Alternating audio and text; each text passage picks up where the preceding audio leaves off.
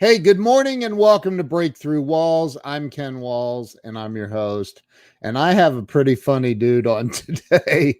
You guys are going to like this guy. Matt Sweetwood will be joining us, so we'll see you in a minute.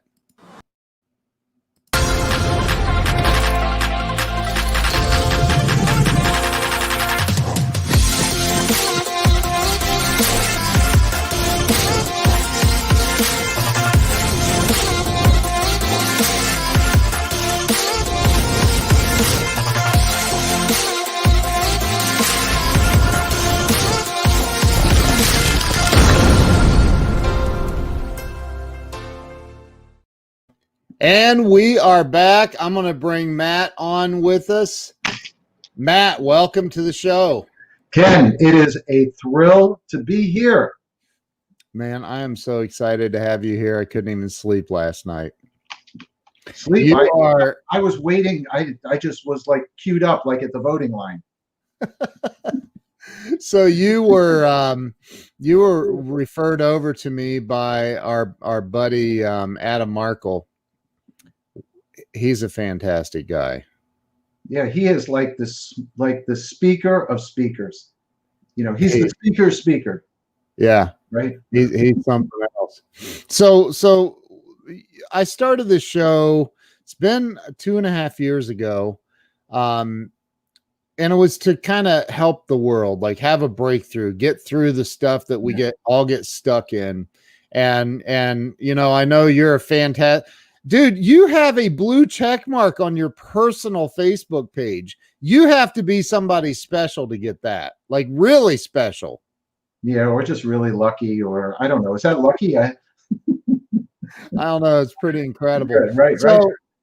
So let's start with you telling everybody where you were born and raised. So I am the Jersey guy, right? Like a whole bunch of Jersey guys. Now found his way to Florida for a whole assortment of reasons. Spent most of my adult life in New Jersey. Raised my 5 kids there. Built $100 million company there and exited there. Went to college there. Fought a Supreme Court case there actually. Then found my way to New York after I exited my business. Spent a few years in the city, like every 50-something-year-old single guy, and now made myself to Florida, where we're doing some really cool business with a new company called Insurious.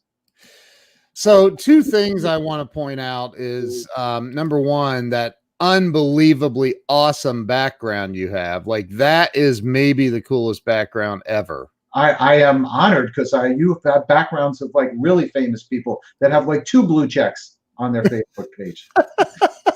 You know, the thing, I love flag art. It's actually really hard to find good flag art that doesn't sort of have a negative connotation to the flag, like is disrespectful to it.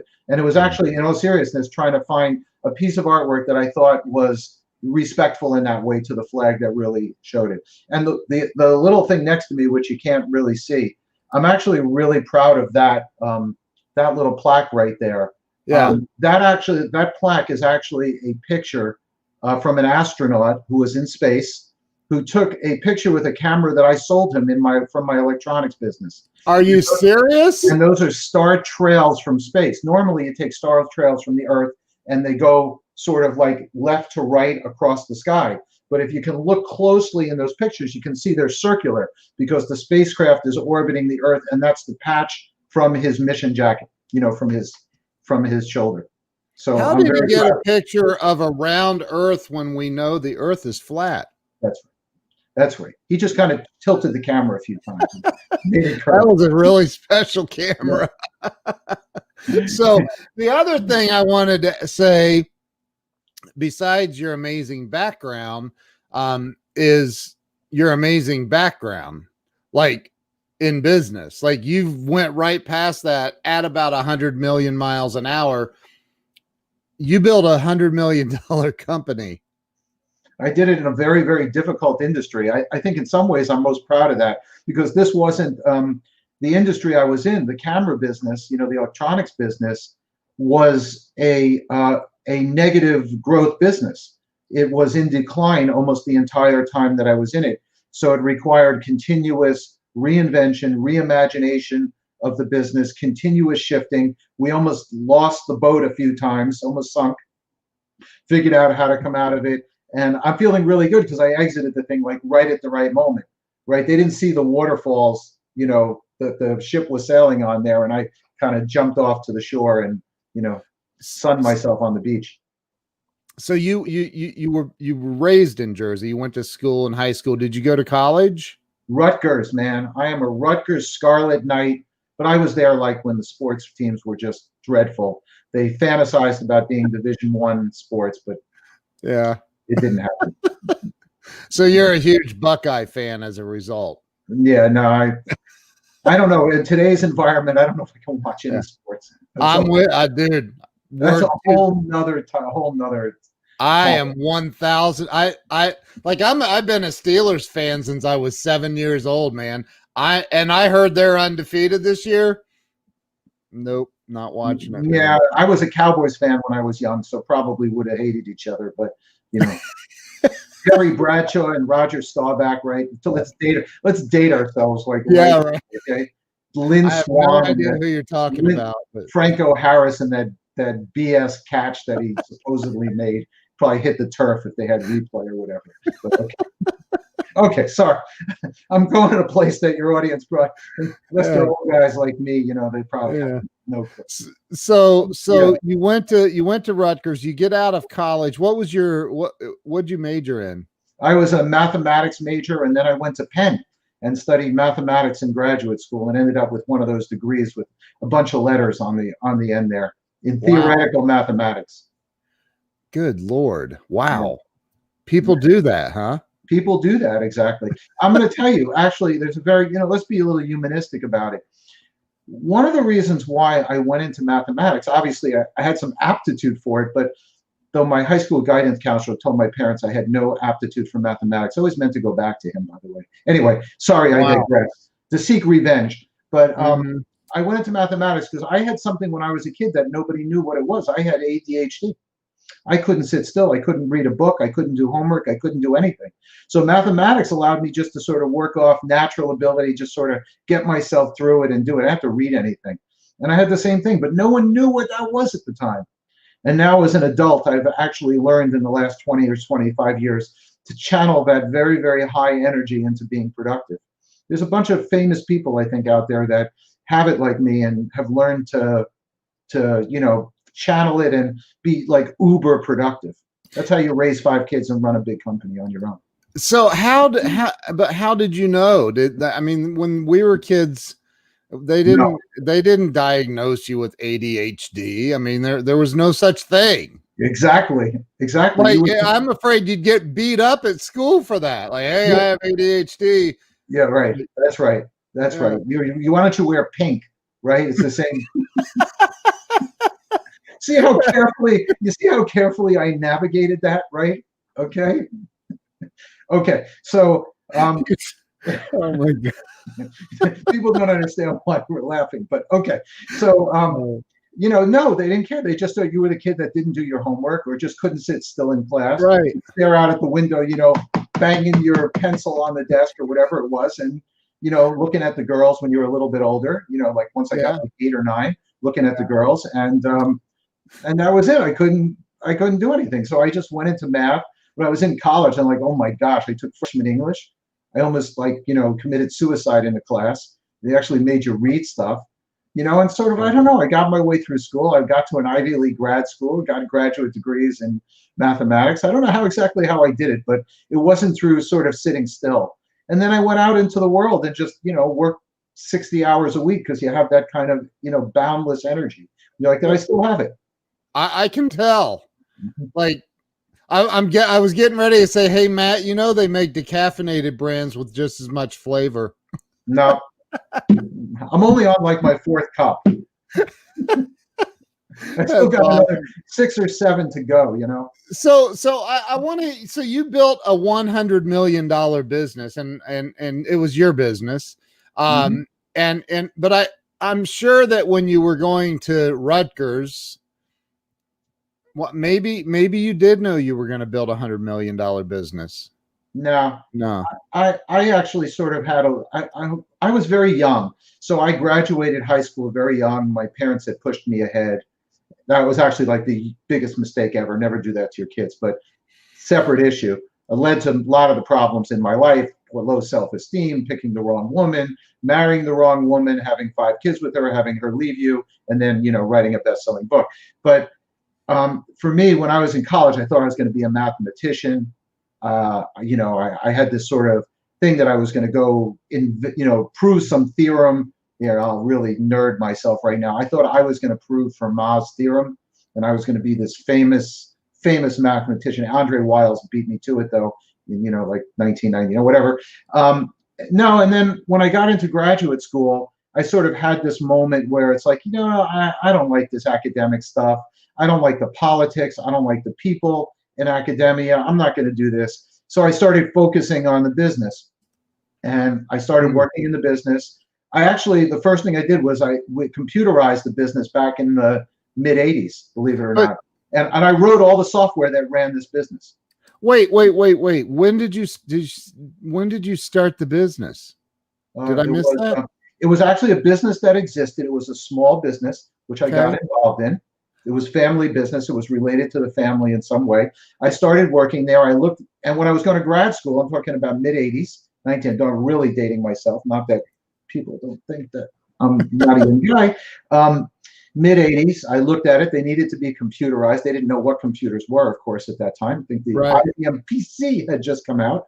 And I computerized the business. I wrote all the software that ran the entire business for about 10 years. And eventually, we grew to a point where that really wasn't possible. And the CEO exactly can be writing the software. But in any event, that's sort of was my entree in the business. I was always around business. And I think this is really sort of a funny thing to say, because when you're studying an academic subject like mathematics, it's extremely theoretical. You're in sort of this intellectual world.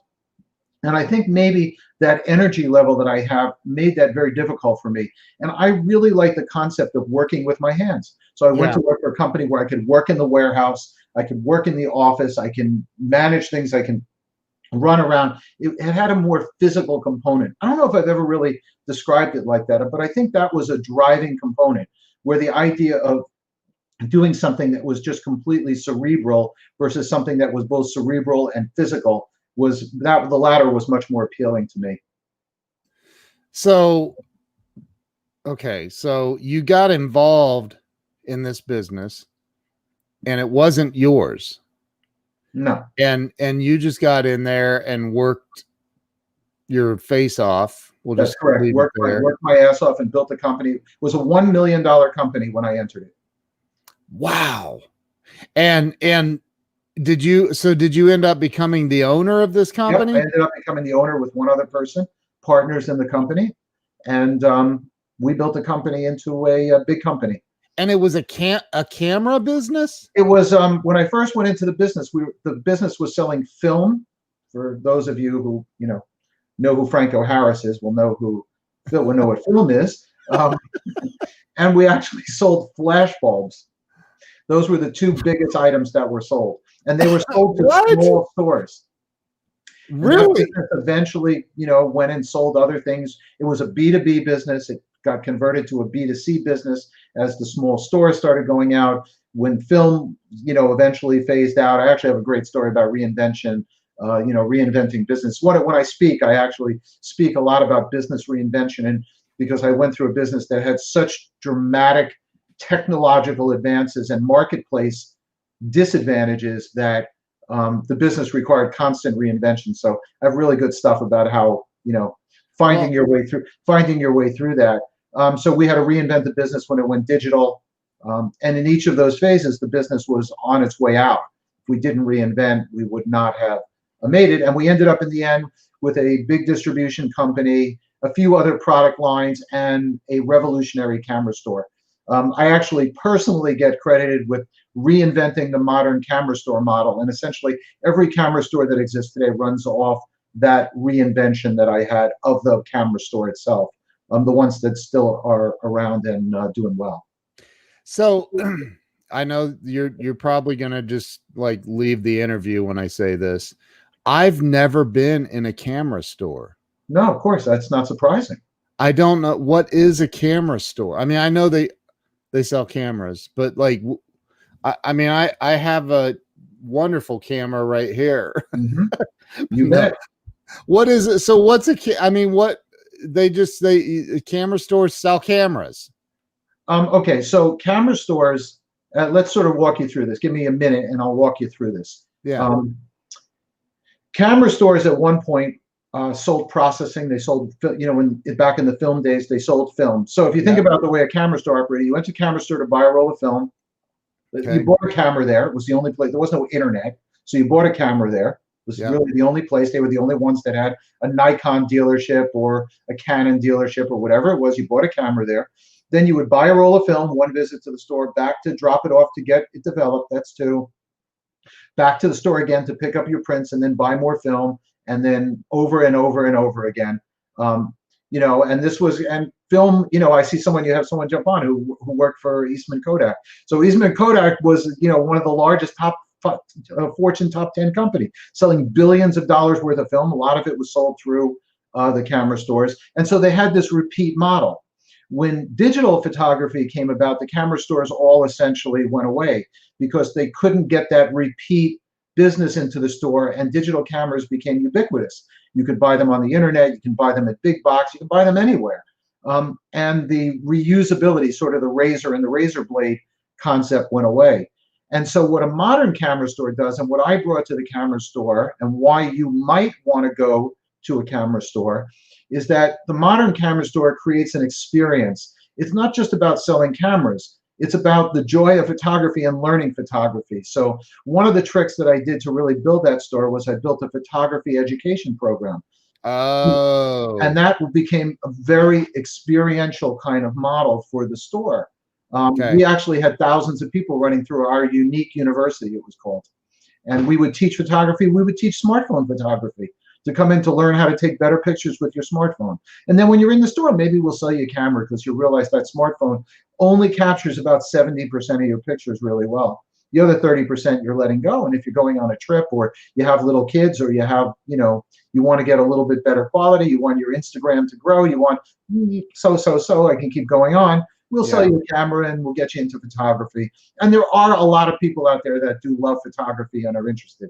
So the modern camera store, the ones that survive, create an experience. I'm actually here in Miami. I actually study the camera store that's here right now in Miami, and I can see they're doing a lot of the stuff. They're running classes and excursions, and they're just trying to draw people into the store. Otherwise, you just go on Amazon or Best Buy or wherever it is, and you just buy your camera. So if you get that camera, you're going to have trouble using it. We'll explain to you how to use it, how to get better pictures, how to create better memories, and make your life better. So people show up with their new. Um, I had a studio with professional videographers that worked for me, and Mm-hmm. and this guy that worked for me said we need to buy this camera. Right.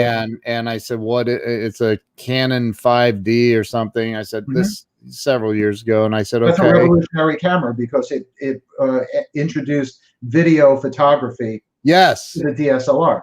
Yes. And so we get this camera and he goes, oh, we're going to need a couple of lenses. I thought that's not bad. Heck yeah, let's do it. And then he's like showing me these $1,500, $3,000 lenses. I said, are you smoking crack? I thought we like did a drug test on you before we hired you. That's insane. I'm not paying $3,000 for a lens. So, I think about that, and that, like, is there a legit question? Is there a big markup in lenses, or are they really that expensive? They're really that expensive. The camera business, very difficult business because it works off low margins, and that's why you need to have add-ons like selling, having rental equipment, having used equipment, having experience kind of things. I see we have a camera store. A person just came on and watched Alan's camera in Utah, so they'll know all about the business. I think what's really interesting is somehow there's Cord Camera. All right, there you go. I know. We got like the camera store who's who. That's awesome. I know the Cordell family here in Columbus. I know them. That's right. They ran a classic camera store. Yeah. right? And if you want to be successful there, you have to have all those add-ons because the margin is low. And I'll tell you something else. So I'm sort of entering back into the business peripherally. The company I've co-founded now, a new company, is called Insurious. And one of the things that we do is insure camera equipment, because camera equipment is the most broken and stolen, expensive item on earth. And there's actually no, if you go out and your camera's stolen, which literally would happen every day when I was running my business, we'd have a customer come in and say, it's stolen, the lens dropped while we were doing the shoot, and so on, and all of that stuff. We now actually provide equipment insurance. That company is going to launch in about a week or two. Wow. There's no product like it. So I'm announcing right here for the first time, I'm actually going to step back sort of into that camera business a little bit, and it's going to be something that camera stores will be able to sell. Wow. As an add-on to the sale, where they'll be able to sell insurance. So if the equipment, if that $10,000 worth of equipment, it's in your studio and you have an earthquake and the studio collapses on all of that equipment, or someone breaks it and steals it, it's covered for a very economical price. That's what our new company is going to do. Insurious.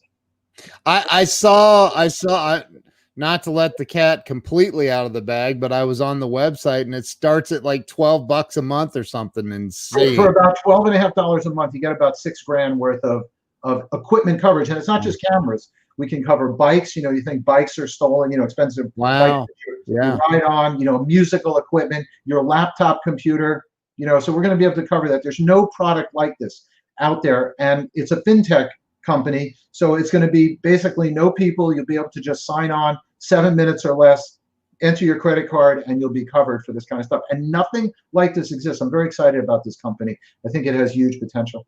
Wow. That's pretty cool. So I'm going to step back in. All those people that think I left that camera business, that photography business, and they got rid of me. Well, I'm about to come back into that business. They're going to like me this time. They give everybody something they can make money off of. What is the website again for that? It's Insurious. It's spelled just like it sounds. INSURIOUS.US. It's got one of those fancy new extensions. .US. Let me see. You tell me if I got it right. That's it. Perfect. Insurious.us. Yes, that's it. Perfect. Couldn't do it better. So somebody type that into the comments for me if you would. So let's go back to the $1 million a year company that you walked into, and talk about, because I have a lot of entrepreneurs that watch this show. What was it that made you so special? What was it that you know took this $1 million a year company and turned it into $100 million a year? That's a giant leap. Okay, I really like that sort of a thought process that goes in, because obviously, like you said, entrepreneurs really looking for this. So the first most important thing is you have to ask yourself one question. And this is my motto. I ask this question of myself daily, is how badly do you want it, right? If you want something badly enough, you're going to do anything in your power. In my case, I had 5 kids to take care of as a single dad. I needed to feed them. I needed to pay the excess. I needed to do all sorts of things. So for me, failure was not really going to go well for me. And so I think it starts with desire. And I think when I look back at my career, when our business faced really terrible obstacles along the way, it was just sort of a relentlessness. You know, people always ask me, what book do you recommend? Other than my Leader of the Pack book, I always recommend the book called Relentless. And so if you want to be a successful entrepreneur, you need to be a closer. And that means when I walked into that $1 million business, I looked at every aspect of the business and worked hard on every aspect: marketing, tech, operations, finance, looked at everything and tried to continuously, relentlessly improving every aspect of the business. And when I sensed anything could be going wrong, looking to expand into other markets, looking to reinvent, reimagine, do all of those things relentlessly for 25 years. That's how you do it. It's easy. Tim Grover's been in my car. I gave him and his manager a ride to their hotel in Vegas one time. So is his, by the way, I need to ask you a question. So in real life, is his voice like his book? Oh yeah. Yes. He's very intense. Yes, I have pictures with him. He signed my copy. That book is incredible. I totally agree with you. That book You got, actually is the book that I lean on, when I'm feeling weak. I yeah, can show you, I can actually share my screen. I think I saved in like a Google Keep Notes because it's yeah, right there like on my phone. I have like reminders from that book. It's like the only thing like I've other than that and like the Torah, I yeah. the only two things I need to read to keep me going. So but you go into this business. It's $1 million a year, which actually sounds like a lot, but it probably not in that business with low No, it's margin. not. It's not a lot. So you and Kevin Naylor, it is it's called Relentless by Tim Grover. Unbelievable book, amazing book. Amazing book. I listened to it on audio. Yeah, Really powerful on audio. It really yeah, kind of, I kept finding myself stopping, like literally writing down yeah. kind of things. And I Tim, learned that I'm a closer. It was a Tim, really kind of good for my ego. I'm definitely a closer. yeah. That's his, for those of You you who mean read the you book. mean cleaner, Cleaner, sorry, cleaner. Yeah, Right. I'm a yeah, cleaner. That's right. Sorry. Got it yeah. wrong. No, you're I'm a right. cleaner. Yeah. That's right. But look, how many entrepreneurs would love to say they build $100 million company? Did you always think, man, I'm gonna build $100 million a year company? Did you think that? Yeah, I didn't necessarily. Really? Yeah, I didn't necessarily think I had the number in my mind, but there was nothing going to stop me, and I was willing to do whatever it took legally and ethically, because I like that, legally and ethically to make that happen. And I was going to grow that business.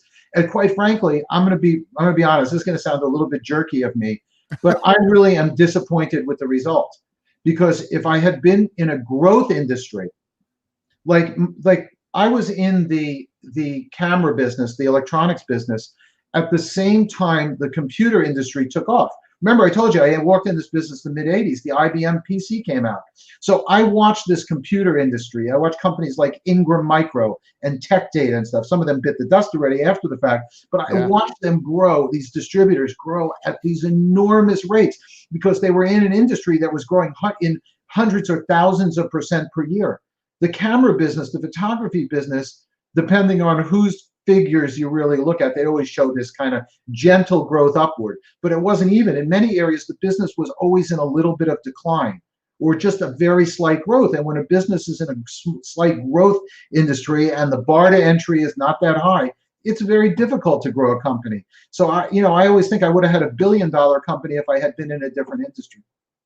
Wow. So I'm disappointed at that, internally. I'm not trying to be a jerk and not trying to say, trying to be like, oh, I only built 100, I'm not trying to, I'm definitely not, I'm grateful to God and I'm grateful for everything that happened to me. And I'm very blessed and all of those things, but we're on a business, we're talking business now.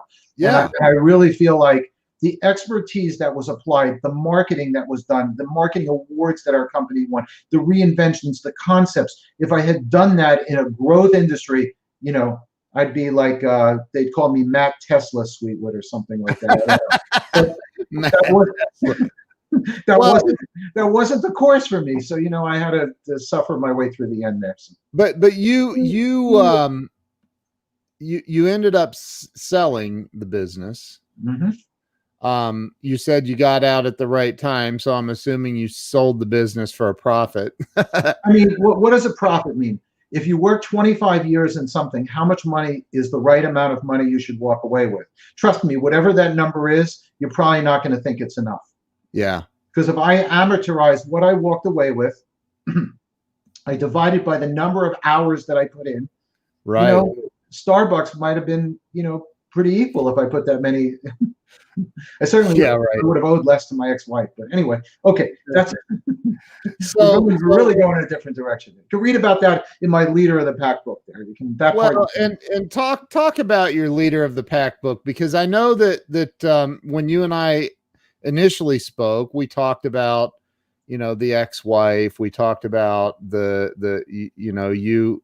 And you said it's all in the book, and I'd like you to touch on that a little bit. Like, talk about the if you don't mind. No, of course. Yeah. The moment that you realized your ex-wife was gone and you had 5 kids to raise by yourself. Mm-hmm. Dude, that doesn't happen, by the way, like normally. No, it doesn't. I've never As a matter heard of that. fact, the youngest, when she walked out, the youngest was 18 months old, still in diapers. The oldest was 8. And then we were in a state that isn't very, very friendly to men. I had a little bit of a crazy judge, made some poor choices with my own representation, ended up with one of the longest divorces in the history of New Jersey, and a very, very difficult journey. But I think at that moment, I think while it was all going on, first of all, it was a little bit of suspended disbelief that this was happening. And then, you have this moment where you think maybe you're going to run, right? Guys run. I think maybe go to Hawaii and surf, something like that. Go to The only problem is I hate sand. I'm like yeah. a neat person, and I hate sand on my feet and stuff. So I'm not surfing. And you Um, live in Miami? yeah. No, no, no. I live in Miami, not Miami Beach. That means when I look out my window over there, I Yeah. see the ocean at a very, very comfortable distance. I get the ocean breeze. I see the palm trees, and I watch the people on the beach. It's great. So, I thought about running. In all seriousness, I thought about running. Obviously, I looked at my little children, loved my children, um, and I think it. I think for me, it was just the love of them kept me there and said, okay, I need to fix this. That's really what it comes down to. It's just, I'm a fixer. Okay. Yeah. I'm a fixer. And I just stepped in and said, okay, I got to somehow get through this. It looks like a 20-year jail term. I'm going to be a single dad. I was overweight at the time. I was out of shape. I was bankrupt because of what was happening with the divorce, and the business was not doing well. And the kids were all messed up, and life was a mess. And then my book, Leader of the Pack, is really about how I came out of that. And it's a book for anybody who has gone through difficulty or is struggling, and how you find your path out of that. I'm really proud of that book, because not because, as you know, you read a book. Book is not about making money, because once again, you divide the hours that you put into the book by the amount of revenue you get from the book. Yeah. That's negative. Okay, forget Yeah. Starbucks. Okay, that's going to work for Starbucks and paying them to work at Starbucks. Okay. Right. So the book comes out. I have reviews. People literally write me all the time, say, I read your book. It changed my life. Going through this difficulty, I didn't know how did this work, this relationship, this business thing and things. So for me, that's what it came about. My book sort of tells my story of how I transitioned from that very, very low moment, low self-esteem, financial mess, family mess, business mess, all of those things, and how step by step I kind of pulled myself out, and the mental transformation that it required in order to do that. And I think, you asked me how the business went from $1 million to 100 million. It's all about what's up here. I know that sounds like, a lot of these guys get up and they talk and they say, it's all within you, and it's all, you hear all of these things, but there's an element of truth to that. And one of the things that I do when I speak and in the book is I really get very specific about the kinds of thought processes that you have to go through in order to transform your thinking process that allows you to be successful and allows you to get out of what seemingly are impossible or extremely painful or difficult circumstances. Wow. So you had 5 kids. You're going through this divorce. Your ex-wife leaves you with 5 kids. That doesn't register with me. And she used the legal system, try to take every penny I ever had, ever made, and they gave it to her. Let's talk about that in the book too. It's a crazy settlement. I ended up with a case in the Supreme Court, a sort of related to the divorce in the Supreme Court, which I won. Took me 8 years and a lot of my own money. Changed the law in New Jersey and so on. So, wow. Yeah, a crazy journey. That's why I wrote the book, because you get sort of the end of this and you sort of come out of it and you're like, why did all of this happen to me? What did I do? I was like this kid from New Jersey that was supposed to just grow up, have a wife, 2 kids, a dog, a 2-car garage, the wife, what the dream was, make some money, have a good life, watch football on the weekends, without any social justice and all of the, sorry, separate Okay. Social distance. Social distance, right. Okay. This was all supposed to happen, but it didn't happen like that. You know, God had a different plan for me. Dude. And I'm very blessed for everything that happened. You know, my kids are amazing today. Talk about that in the book. You know, they've made it to, you know, you can't write a book like that, by the way. Like if one of your kids grows up and, you know, smokes crack and makes his way onto national TV and, you know, loses his computer in the shop with all the bad. Sorry, I know I'm digressing here, but if one of my kids was that, I probably couldn't write the book. But well, you could run for president. I could run for president. That seems to be clear, right? We just lost half our audience. I'm sorry, I couldn't help. It just took me there. That is awesome. I love that. Okay. So, fortunately, my kids are all really lovely human beings, and they all did really well. None of them smoke crack, and none of them. I won't go to the other things. I'm really trying to control myself. Okay. You said like, I've no nobody has ever described their adult children as none of them smoke crack. Right. That's right. Good job, Dad. That's right. So, and none of them, I don't think none of them ever married their brother's wife or anything like that either. I don't think any of that happened either. And, you know, whatever. So and none of my kids have ever been to Ukraine or Russia or China. That's not true. One of my daughters was to China. See, I'm close. Wow. They're sorry to throw off the undertone. We're out of time now where it's kind of hard not to be thinking about that stuff, you know? Dude, that is so funny. Oh, wow. So jeez, you need to regain yourself right there, right? My brain is now. Right. We were talking about having 5 kids, and you know, sort of the mother left, and so you keep saying I was a single father. I was a single father the whole. So you didn't like go, I got to get a wife to help me with these kids. Actually, I did. Actually, I did. 4 or 5 years after my first wife left, I married again, but I'm not going to tell you what happened with that. I'm going to ask people to go get my Leader of the Pack book, and they can see what happened with that. And from that second marriage is an amazing lesson, amazing thing that a lot of people can take into their lives. And I think that is one of the pivotal points of the book. What happened with my business and my second wife, and all sorts of things. To me, it's a very fundamental point of the book. So I'm not telling right now. You have to read the book. Oh, come on. People are still going to buy the book. Okay. You twisted. You are. You're like hanging, man. You're like, that was like being waterboarded right there. Okay. Welcome to Ken Twanamo. Right. Right. So, those walls are real high walls. There's no escape. Yeah, so, right. It's about repeating the same mistakes over and over again in your life, and this is really the lesson, which is we tend to make the same mistakes over and over again in our lives when we only understand them at a mental level.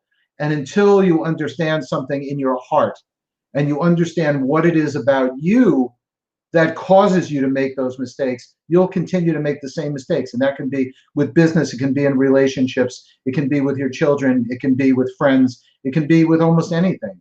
I think, it says and I don't want to get too, biblical on us, but I think it says in the Bible, the Torah, that you can fall up to 7 times, right? You keep making the same mistake up to 7 times, but you forgive yourself, right? And I think that's one of the big lessons of the book too, is to learn how to forgive yourself when you really screw the pooch. I've talked about that a lot of times. I'm posting the link to your book, by the way, so everyone can click on that and go grab a copy. Dude, I like you have, I'm looking at it, well, until you click the wrong dang thing.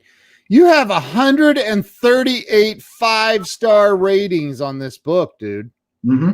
And if you read the reviews, this to me is literally one of the most rewarding things in my life. You read the reviews. It's not just, hey, great book, easy read. That's not what the reviews say. They talk about how the book affected them, how they viewed it, how it changed their lives, how they realized maybe they were in the wrong relationship, how they can use it to find their way out of some difficulty that they have, some business things in there. So what the reviews say to me is really what it's about. And, and the book has a profound effect. Someone's asking if it's on Audible. Laura, yes, it is definitely on Audible. And Audible. Kindle. And Kindle, yeah, exactly. Go to that link I just posted. That is my Amazon referral link, by the way. So they will pay me a commission on that. They take it directly out of Matt's profits. That's right. That's right. I'm back to Starbucks. It's okay. I'll put an extra hour in Starbucks. It'll be all good. I'm picking on Starbucks, by the way. I know. I was looking at their stock yesterday. Their stock basically has gone nowhere. I hope Starbucks is not sponsoring podcasts because they're. I just killed your sponsor. They were until today. Yeah, until today, yeah. You have these guests on that just are out of control and just chase away the sponsors. First of all, I chased half your audience. Now you're chasing your sponsors. I don't know why the audience would leave. You were just making a statement about your children that they're not right back and visiting China or the Ukraine. Right. That's right, exactly. Yeah. So the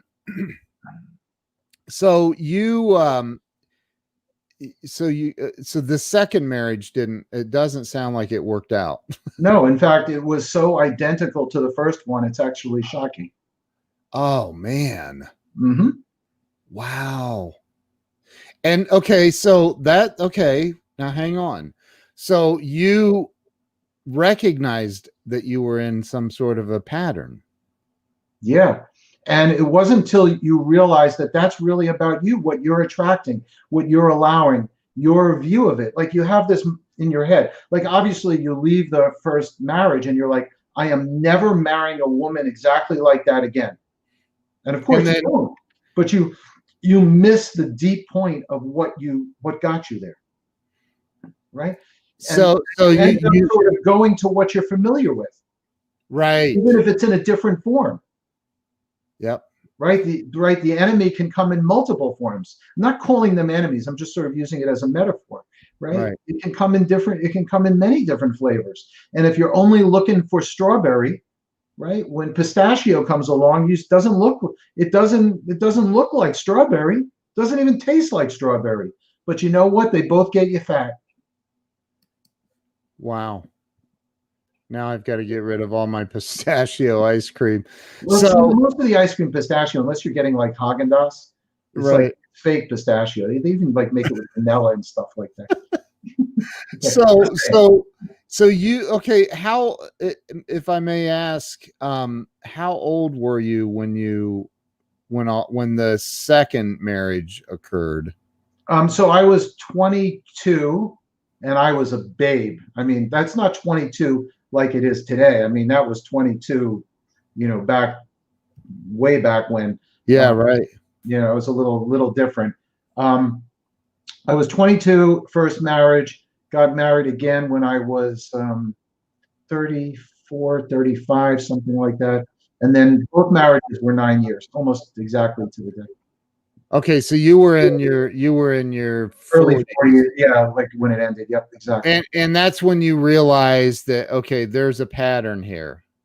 Not only is there a pattern, but there's a little bit of I was put in a circumstance with my second marriage where I was forced to sort of be alone for a year. It was sort of trapped in a circumstance, and in that year, a lot of very important things happened to me from an understanding perspective, from a spiritual perspective, that really changed my life, which I do really go into in the book. And that change of perspective, that understanding of my own weaknesses, that allowed this to happen. I mean, I want to emphasize that what happened to me, I'm not blaming anybody else. I'm not even blaming them. It was my fault. I chose to marry these women. I chose to have 5 kids with that first woman. I chose to do all the decisions in my life. I made these decisions. And what brought me to those decisions is really what I had to work on to prevent it from happening again. And so you did work on that. Oh yeah, heavily work, very painful work to really understand that. And this is not unusual. Where, and I actually coach men right now. I'm Yeah. actually coaching gentlemen right now, really successful guy who has, I think sometimes guys, men in particular, and I've coached men and women, but I think sometimes with men who are very, very successful, they don't put that kind of thought process into their personal relationships. They just want it to go well. They want to find comfort or companionship and partnership, and they just want that. They don't realize that that requires maybe sometimes more analysis than the business in order to make that successful. And I think that a lot of really nice, successful men end up in situations like that I found myself in. And so one of the things I do when I help other men, and I do it sometimes just as a give back, I think that just sort of reanalyzing how we approach relationships is a really important idea. Sure. So let me ask you a question. I mean, dude, you went to an Ivy League school for your graduate degree, right? Yeah, I did. And you built a company. You took a company from $1 million to 100 million in a year. A year. That's a lot, Not a right? year. It was many years. It was No, many no, years. no, no. I mean, it does $100 million a year is Yeah, what. yeah, yeah, yeah, of course. Mhm. And so yeah, it took it. No, I know One it year took I would be maybe like, 2 years. whoa, yeah, that'd be amazing. Yeah. So you did all of this, you exit the business, you sell the company. I'm assuming you got at least 500 or 600 bucks profit out of that. That's right. And a Starbucks gift card. And a nice place in Miami. You're right, exactly. So you, what is it that you think, and I ask this question of every guest. Now, the number one answer is fear, and I tell my smartest guests this so they can come up with something better. So what do you think the number one thing is that holds people back in life from happiness and financial success? Honestly, I think it's a two-pronged thing which go together. It's not wanting something badly enough and not working hard enough. I think particularly in the internet age, I don't think I actually don't agree with fear. Maybe some people have fear. Obviously, everybody's different. Yeah. But I think that if you want something and you want it badly enough, you are going to do whatever it takes. So a lot of times, I've had business partners, I've consulted many companies along the way, and many times I walk in, the CEO, the founder, the principal people, I'm looking at them, I'm like, they don't have the desire to be successful. They're in a tough business where they need to do some things, and they think they're working hard, but they're really not. And I think that it's very rare that someone works relentlessly and fails. I'm not saying it doesn't happen. Obviously, life deals many twists and there's bad luck.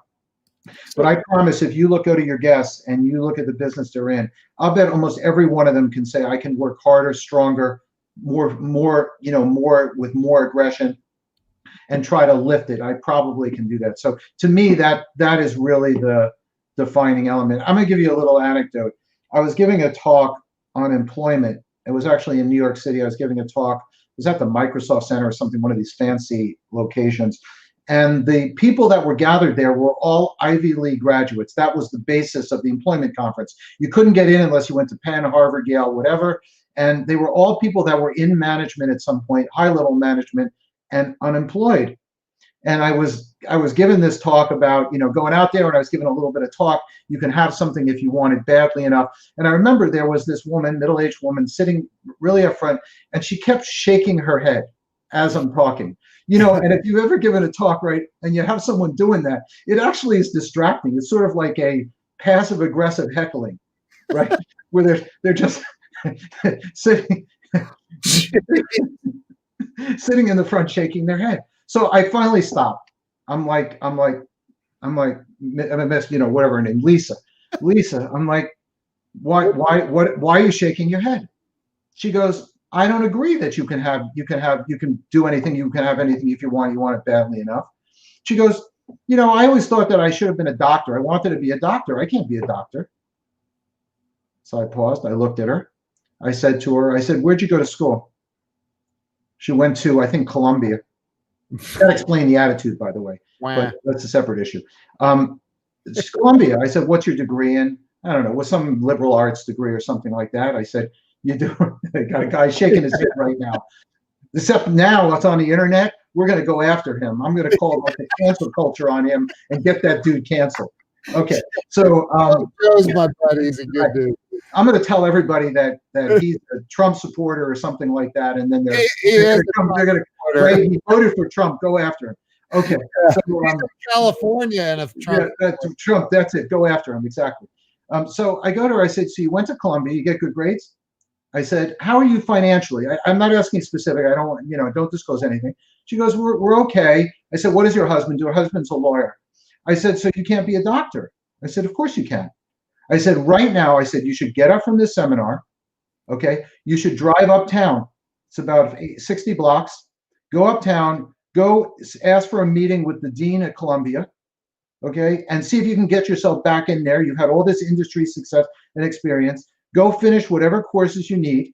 Go to medical school. You don't need the income, right? You have enough money. You told me. Go to medical school, work your ass off, and in 10 years, you're a doctor.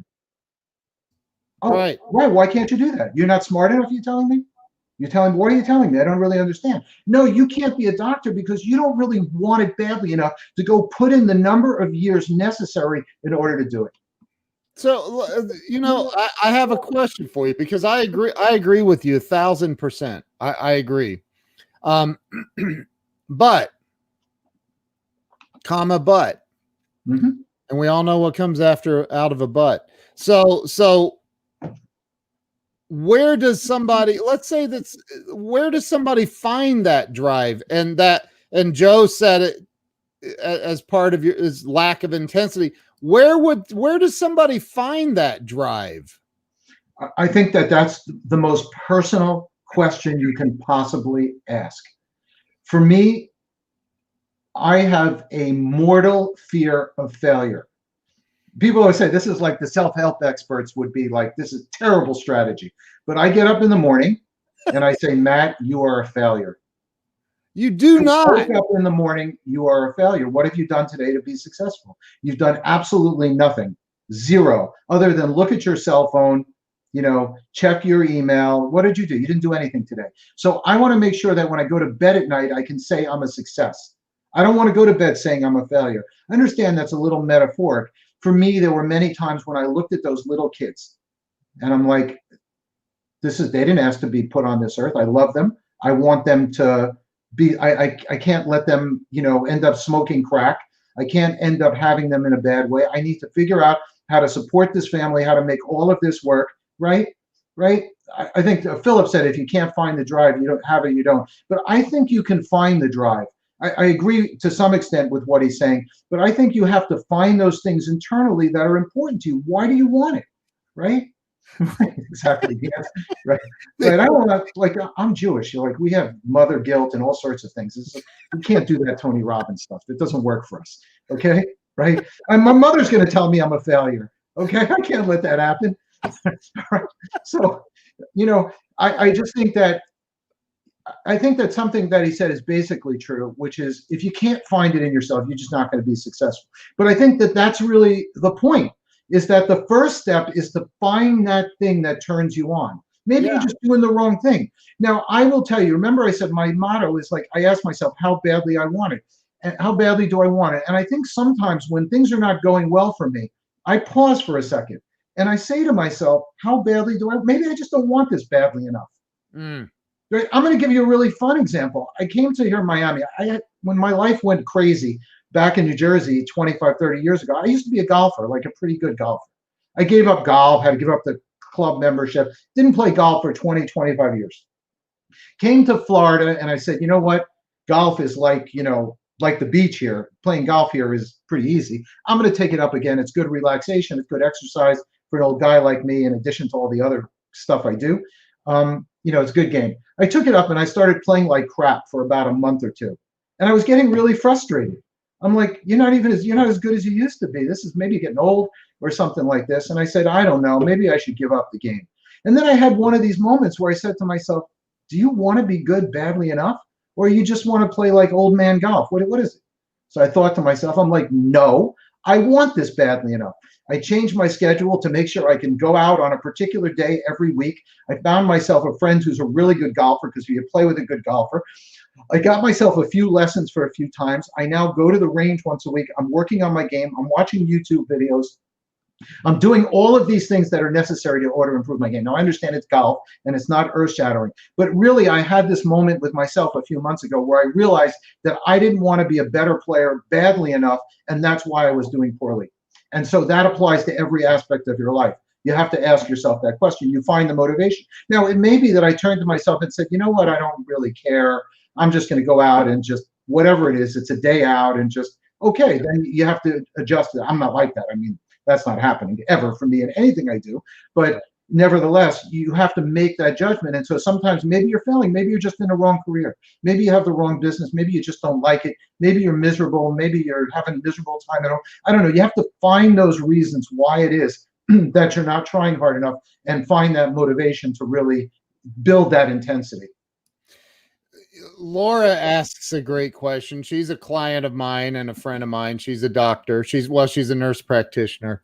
What about a person who has an idea, wants to grow it, but needs the income and has to work while growing an idea? Where do they find the extra drive? I mean, so Laura, this is a situation where, and I'm not trying to minimize your circumstance, working and going to school, or working and then trying to build a business. But a lot of people have done that. You just have to say to yourself, how badly do I want to get out of that day job so that I don't have to work 9 to 5?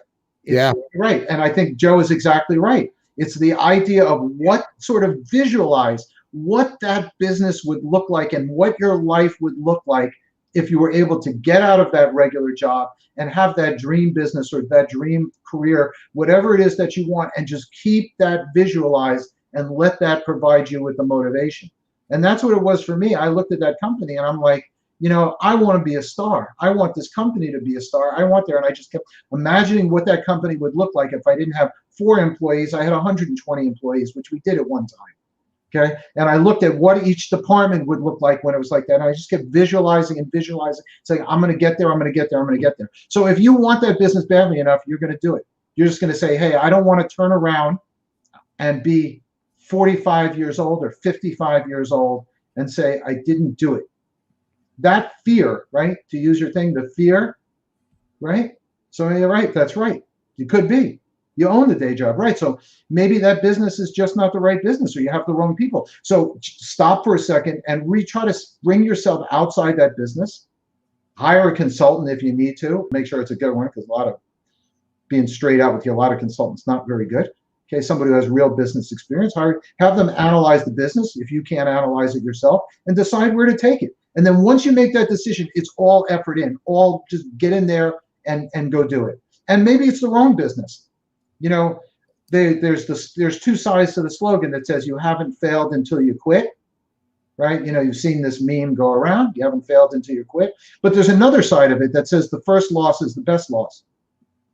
And you have to decide which one of those memes you want to employ. Maybe the business is wrong, right? Maybe you're just going down the wrong path. Stop, do something else. It's a harder thing to do, actually. Actually, I think that's harder sometimes than actually putting more effort into the business than to say, hey, I went down the wrong path, time to stop and go in another direction. But you have to analyze and try to be objective, and if you can't, seek help.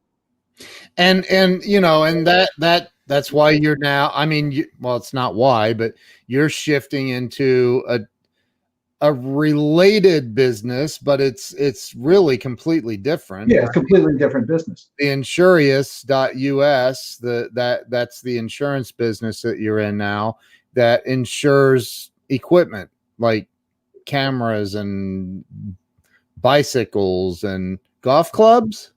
Golf clubs, yes, sir. Really? There you go. You're out on that. Your golf clubs get stolen. Another item that gets stolen a lot. What if one accidentally ends up in the middle of a pond? your 8-iron, for example? You mean like, were you watching me? You were watching.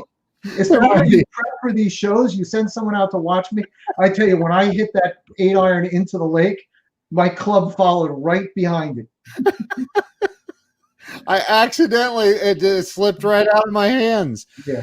Yeah. So, so, there, right now during this pandemic, I mean, pandemic, um, there are, man, from what I've heard, the suicide rates are going Oh crazy. yeah, People are, absolutely. And people are, abuse and drug use and alcohol. It's yeah, very, yeah. very, it's painful to even think about. It really is.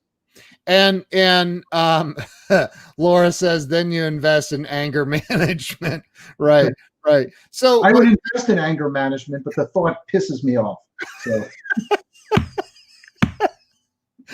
right. So, but yeah. like, back when my wife and I started my business, and my wife and I started it on a $20 loan fresh out of a divorce, and just went out and knocked on doors, man, until my knuckles bled. And my wife, I met her a couple years later. Then we decided we're going to open an office. We opened an office. We got a few employees going. And one day, one of my employees walks in and says, "Hey, boss, there's some dude looking in the windows of your SUV out in the parking lot." And I'm like, "Well, tell him to get the hell out of here. What are you doing in my office?" And he's like, "Well, I would, but he has it blocked with his tow truck." I'm like, "Son of a, that's going to leave a mark." And I don't know if you've ever tried to convince a repo man to not take your car, but it never works. And so I got my car repossessed in front of all my employees. That was such a wonderful day. And I remember feeling like this is the worst day of my life. Like, it literally felt like the absolute worst day of my life. I still remember it clearly. You feel the pain. I see. Oh God. We might need to talk about this offline. We we can do some yoga. One of No, these things. I'm good now, but like, there are people going through the crap that Yeah. that don't see a way out. Maybe their car got repoed, maybe their electric's being shut off, maybe. And it sounds like you went through a lot of these things. Like, you had 5 little kids and no wife and a company, and the divorce and all the money out there. And like, what about when somebody is hitting that wall right now where they feel like all hope is gone? I'm at the end of my rope. This is BS, man. What do you say to that person in the moment to help them get through that? What I've actually done, believe it or not, is when I meet somebody like that, I hand them my book.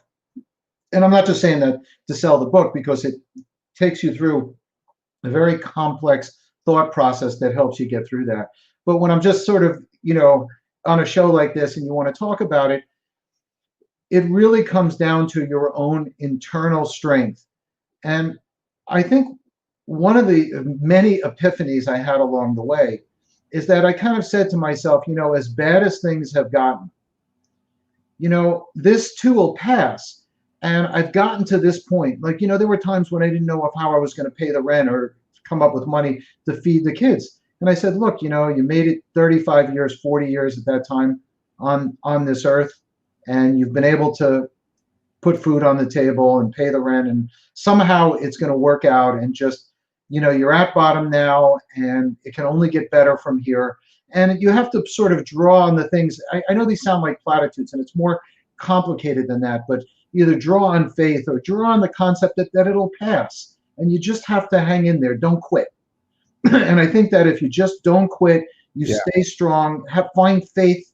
If you have faith, I think that's really an important kind of thing. And there's a concept that comes from Judaism that I think is a really important concept. And I've actually told this to somebody who was suicidal, right? Very, very painful situation. The person got recommended to me and said, hey, help my friend out. I'm really worried about them. And they were really suicidal. And And I sort of said to them, you never really know why things happen. You know, there's a parable. I can't believe I'm going to tell this parable, but there's an old story there about the farmer and his horse. And you know, the farmer had a horse, and the horse ran away. And the neighbor came to him and said, "Oh, I'm so sorry, your horse ran away. That's really bad luck." And the farmer said, "I don't know if it's bad luck. Maybe it is, maybe it's not." Sure enough, a day or two later, the horse came back, brought back a whole mess more horses with him. The neighbor goes, "Wow, I guess it was good luck that the horse ran away." Farmer says, "Not really sure. Maybe it's good luck, maybe it's not." The next day, his son was out riding one of the new horses. The horse threw him, and the son broke his leg.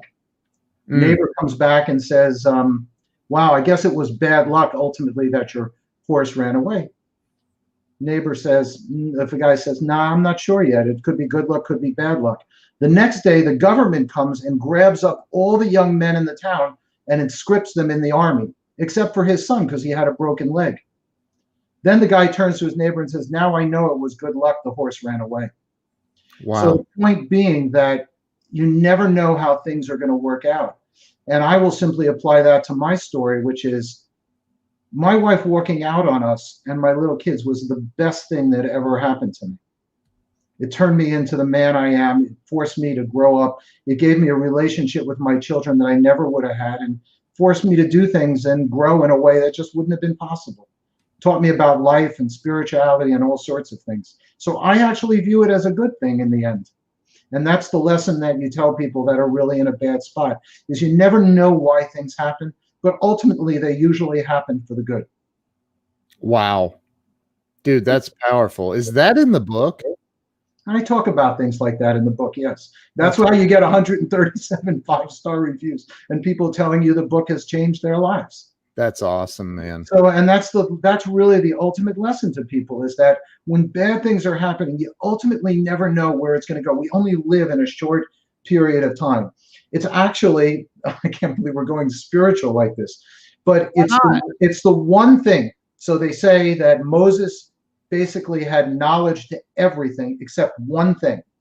And that one thing is why, essentially, I'll say it in this way, why bad things happen to good people.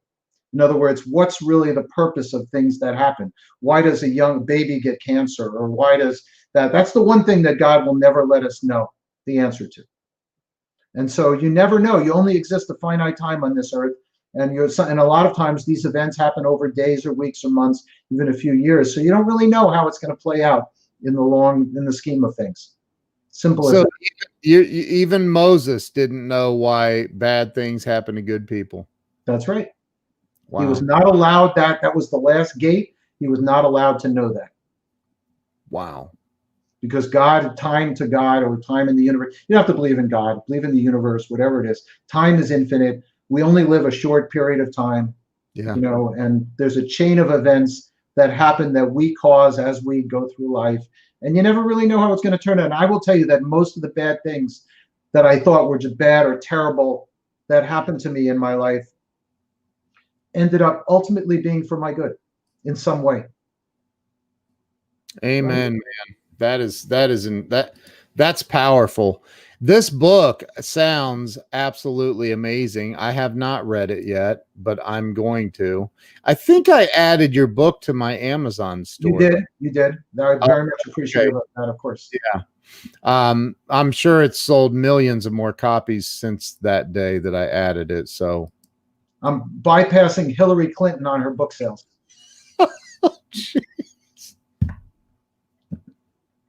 A guy from New Jersey. Yeah. Wow, man. Do you know Jeffrey Gitomer? Jeffrey, I don't know the name. I don't. No, okay. All the Jersey guys, we don't know each other. But. He's from that neck of the woods too. He tells me all the time I need to be more Jewish. So he's a good. You have a little bit of that fire in you, by the way. I bet if you did a little genetic testing in there, you may have some connection to that. I feel the power within you. I think I may have a little touch of the blessing. So look, man, I'm going to introduce you because Jeffrey is the author of the Little Red Book of Selling, which is the #1 best-selling sales book on planet Earth. So you guys need to know each other, especially since you're from the same block. Like, come on. Yeah. We speak the same lingo. You definitely do. Trust me, you do.